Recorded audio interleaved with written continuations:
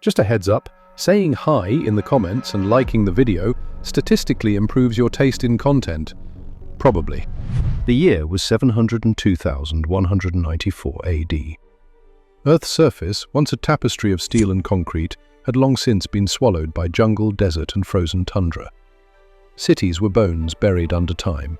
The last human scream had echoed out before the Milky Way's core even flickered.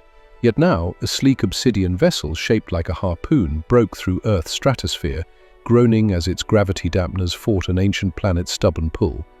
Inside, the Verallian operation crew of the Third Arm, expert archivists and cautious avoiders of open conflict, gathered around flickering screens with mild disgust. "No, seriously," Captain Threx murmured, antennae twitching, "who the void builds orbital platforms out of tungsten and sarcasm." The ruins of Earth's upper atmosphere were still laced with debris, fragments of orbital defense satellites locked in place by ancient AIs still refusing to accept the war was over. Most species decayed into quiet oblivion, but humans? Humans left leftovers that shot at you. One of the junior analysts screamed as a long-dead orbital cannon slowly rotated to track them. "Relax," Threx grunted. "It's targeting our ego signatures. We don't have any." Laughter, but not from everyone. Scout Savon Rel was quiet, his gaze fixed on the data stream coming from the probe they'd launched 5 clicks below the surface of what had once been Long Island. "Captain, I think I found it." "Found what?" "The anomaly, the one the archives redacted." There it was. A subterranean vault powered by an internal fusion core that had somehow remained active for over 500,000 years. Every now and then, something flickered through the power signature, like a heartbeat. No, not just power, a signal. Rhythmic, coordinated, as if something inside was pinging. "Humans didn't survive," Rel said slowly, "but something they built did, something still running a protocol." Captain Threx frowned. "Run a linguistic trace. What's the last command logged?" A pause. Then the screen lit up with a phrase that made no immediate sense. "Montauk sequence prime. Hold until contact re-established." "What's a Montauk?" asked one of the interns who'd been born from a spore pod 2 months ago and didn't know what a tree was, let alone a Cold War conspiracy. The moment they tried to access deeper files, the ship's translation AI froze. Systems sputtered, power blinked. Something from inside the vault was pushing back. Not a firewall, more like a living algorithm. "Captain," Rel said, barely above a whisper now, "I think the humans locked away something, and it's still aware." A long silence. "Do we open it?" Threx narrowed his gaze. "No," he said. Then he cracked a grin. "We're going to poke it and see what happens." The dren they sent down first was affectionately named Hektor, mostly because Rel had a habit of naming anything that might get blown up. Hektor descended into the ancient mortal vault like a cockroach wearing a GoPro, its cameras twitching as it scanned corroded signage written in a language now extinct. English. Still legible, somehow, thanks to some bizarre polymer coating that resisted entropy. One of the panels read, "Do not open unless you know what you're doing." "No," Threx muttered. "Humans didn't label this to warn others. They labeled it so they could laugh from the afterlife." As Hektor crept deeper, lights flickered to life one by one, triggered by motion sensors that had no business still functioning. The interior was unnervingly clean. Not pristine, just maintained. A pulse ran through the vault like the building itself exhaled. "There's something watching," Rel whispered. "How do you know?" asked the spore-born intern. "Because every time Hektor moves, the hallway gets longer." The ship's crew watched in silence as the drone's GPS feed began looping on itself, distances elongating, angles bending subtly, like geometry was having a nervous breakdown. "Dimensional instability," the engineer said. "Whatever's in there, it's not bound to normal space-time." Then Hektor reached the core room, and they all leaned in. In the center stood a glass chamber with frost creeping up its edges, wires feeding into a control panel covered in dials, rotary switches, and what looked suspiciously like a coffee mug. The mug read, "Time travel is real. I know because I was late yesterday." "This is where it gets stupid," Threx sighed. "I can feel it in my antennae." Hektor extended its mechanical arm to open the stasis pod, and then paused. A human voice played from hidden speakers, distorted and ancient. "Authorization required. Please state your name." "No," Rel said instinctively. The pod hissed, "Authorization accepted." "You've got to be kidding me." Threx growled. The glass folded away like paper, and inside wasn't a weapon. It was a man, mid-40s, muscle atrophy, but his vitals spiked instantly, as if someone had plugged caffeine into his spinal cord. His eyes opened, bright blue, wide and deeply confused. "No," he croaked, then sat up and blinked at the camera. "Is this Montauk?"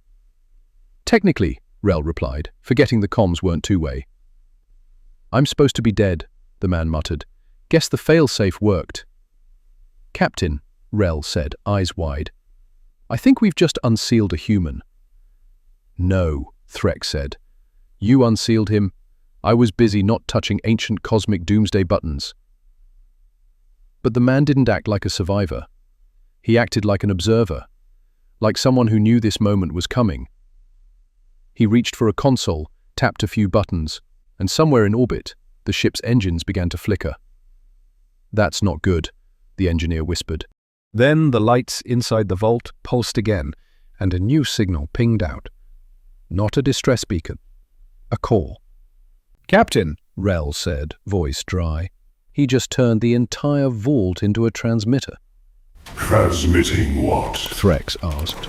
The screen flashed with 3 words. Phase 1, complete. The bridge went silent as the crew watched those 3 words repeat on every screen.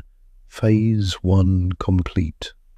Then again, but in different languages, ancient Earth tongues, alien scripts, and one that looked suspiciously like it was written by a spider having a seizure. "What did we just trigger?" Rel asked. "No," Threx replied flatly. "Whatever it is, you just put us on the cosmic mailing list." Down below, the human had climbed out of the pod, his movements weirdly fluid for someone who hadn't stretched in 700 millennia. He pulled on a tattered navy blue jumpsuit with an old Earth patch. MTech. "Montauk Technologies," the ship's historian whispered. "They weren't a defense contractor, they were the defense contractor. Off books, black ops, spooky stuff. The kind that says we don't exist, but accidentally builds a planetary failsafe," Rel muttered. The human looked directly into Hektor's lens. "You're not human," he said. "Good. That means the signal reached the right ears." "Captain, he's speaking at us," the engineer said, eyes wide. "Not just the drone, us." Then the man turned and walked into a corridor marked Level C, Contingency Chamber, as if he still had a keycard that worked. Spoiler, he did. Threx leaned toward the comms. "Let's get something straight. If he releases a virus, summons a ghost army or turns the planet into a weapon, you're explaining it to the Intergalactic Tribunal." Rel didn't respond. She was too busy watching as the corridor lit up with holographic displays. One of them was showing Earth, but not now. The image shifted backward. Centuries, then millennia. The planet reversed in time, like someone hit rewind on the galaxy's weirdest nature documentary. Civilizations reformed, oceans undried. The moon moved closer. "Wait," Rel said. "Why are they rewinding Earth's entire timeline?" Then the image stopped. One specific year highlighted. 2023, Captain, she whispered. "That's when the Montauk Project was supposedly shut down." "No," Threx muttered. "That's when they said they shut it down." The man tapped something on the console, and suddenly a dozen orbs rose from the floor, spinning slowly. They weren't weapons, they were memory vaults. Data, preserved, undisturbed for eons, each one labeled with chilling precision. Project Raven, Phoenix Protocol, Marsgate, Moon Switch.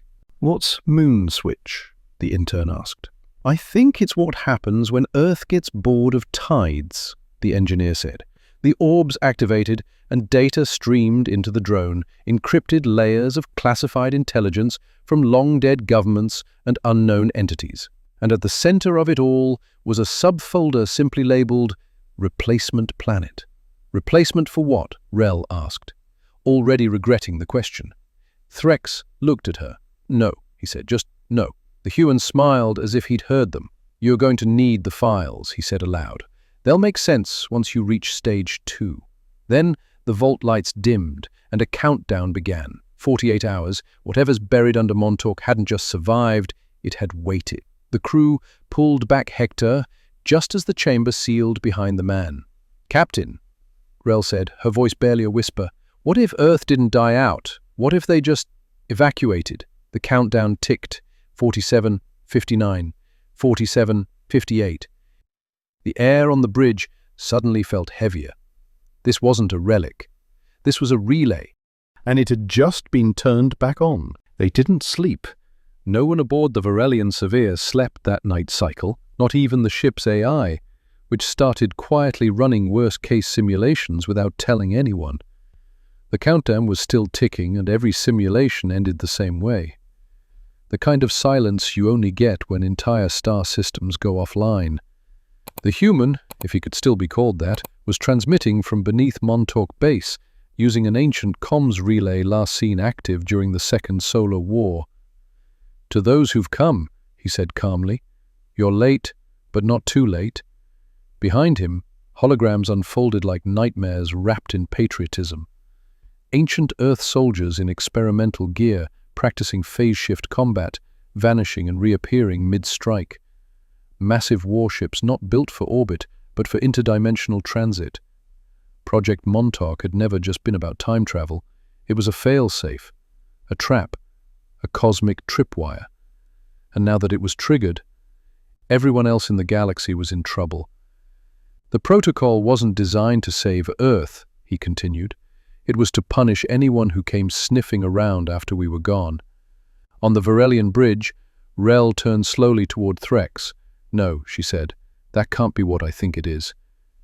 "If you think it's a planetary vengeance algorithm coded by lunatics with too much funding," Threx replied, "then yes it can." The orbs finished decrypting. Earth's final message to the universe wasn't a goodbye. It was a reminder. We left teeth behind. The files outlined everything. Genetic weapons that could rewrite alien biology. Rogue AI packets drifting in space that could hijack anything not coded in Earth standard. And worst of all, coordinates. Not for Earth, for every other habitable world. A backup plan. If humanity died, the systems would wake up, scan for intruders, and begin replacement. 1 volt triggered a warning. Omega wave activated. The Verallian ship lurched as something pulsed from deep beneath Earth's crust. For a moment, it wasn't Earth they saw on screen, it was something else. A vast mechanical skeleton beneath the continents, like an exosuit for a planet. "It's not a warship," the engineer said softly. "It's the gun." "Captain, we need to leave," Rel said. "Right now." "No," Threx muttered, eyes locked on the feed. "We need to warn the others." But it was already too late. Elsewhere, ancient Verallian satellites blinked offline. A signal, the same Montauk frequency, was pinging through the void like sonar. One by one, old enemies of Earth were waking up to find their defense grids compromised. On the Verallian ship, the final transmission played, "This is Montauk. If you're hearing this, humanity didn't lose. We just reset the board." The screen cut to black. The countdown ended. Earth didn't explode, it opened. Beneath the oceans, cities lit up. Under Antarctica, reactors hummed to life. Above the Verallian ship, Earth's orbit shifted, revealing massive satellites long dormant. And all across the stars, aliens who thought humanity was extinct received one chilling message. Not a threat, not a plea, just a reminder. We remember. On the bridge, Threx turned to Rel. "No," he said flatly. "You don't get to poke the dead lion and act surprised when it bites your face off." The intern whimpered. "So, what do we do now?" "We run," Threx said. "We run, and we pray there's no Phase 3. As the ship veered away, Earth glowed brighter, no longer just a ghost. It was awake, and it was watching.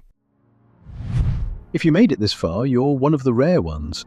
Drop a comment, hit like, and make sure you're subscribed, or you might never see us again.